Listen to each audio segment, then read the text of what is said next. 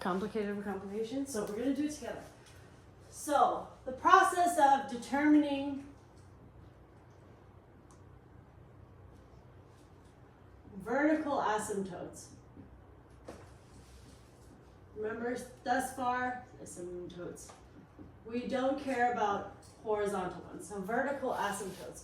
Step one, you must make sure to factorize both the numerator and denominator. You must factorize numerator, top of the fraction, and denominator, bottom of the fraction, to eliminate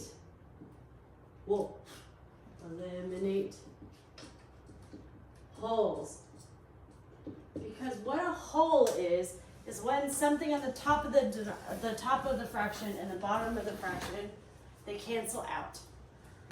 We haven't seen one of these yet, so I'm going to show you.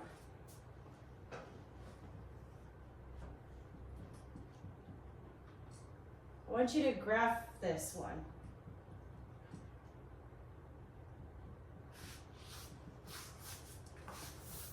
Put that in your calculator and graph it.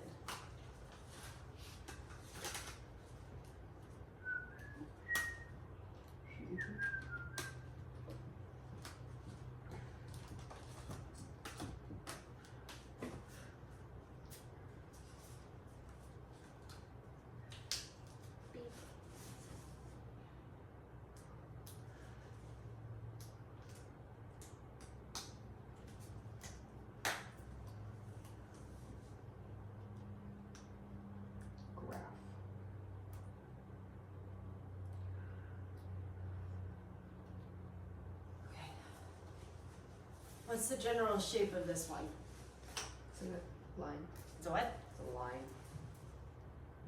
I don't know, did I get it wrong? X Okay. squared plus x Okay. minus. Here's what you're gonna have to do. You have to factorize the top and the bottom. Factorize the top. What does it become? T minus 10. Oh wait, no. T minus what? Wait. T minus 4, t plus 5. Plus 5. Okay, correct. Yes? I want you to go. Oh, and then you can. Oh, what? Yeah, they cancel out. But here's the thing. Usually so far we've canceled them out and not thought about them twice. I want you to go on your graph. So look at x equals -5 on your graph.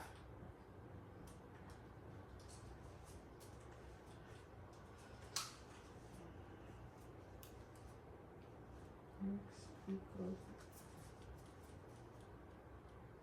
Can you zoom in more? Good God.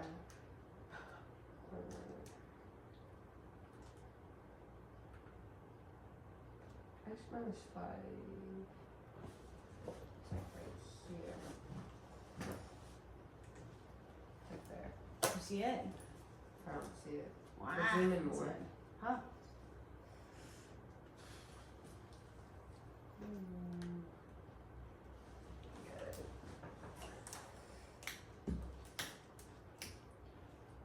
Yeah, you can see it now.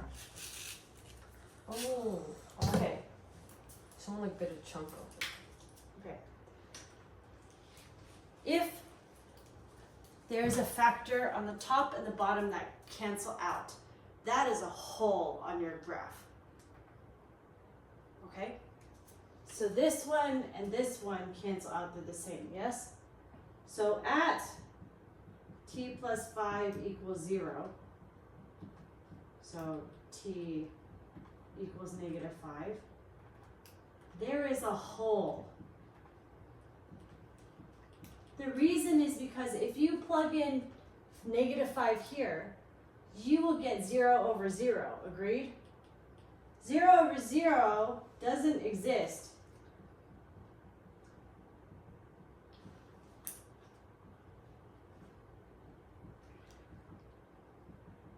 But it doesn't exist just exactly at that spot. If you do the immediate left, immediate right numbers, the function is back to normal. Yes? So when you have a factor that cancels out on the top and bottom, you don't have an asymptote at all. You can see on the graph, there's no asymptote. It's just a hole. What you functionally have is this line with a hole in it. Okay, so you factorize it to eliminate holes, and then after that, you would set any remaining denominator.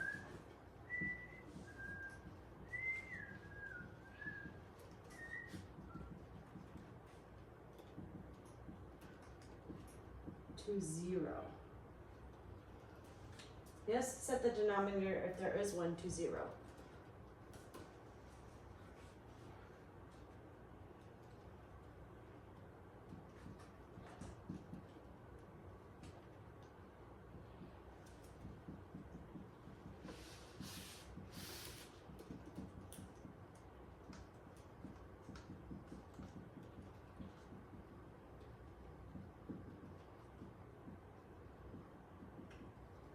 So right now, today, we are going to be identifying holes and vertical asymptotes and maybe plugging in some values. You will not necessarily need to be graphing things. You do not need to know the shape of the rational graph in order to figure out those three things.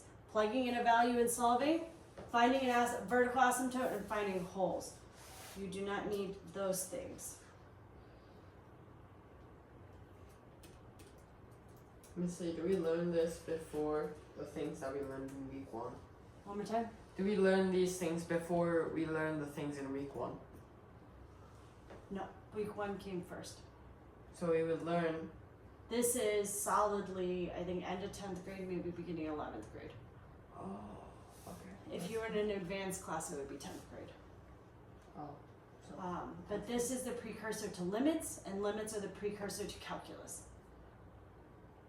So it's like right now we're doing that thing, we're just learning different types of skills. And then once you learn calculus, you will be applying all of this knowledge. So when you look at a graph in AI, you should have a sense of where it is. So shift it up,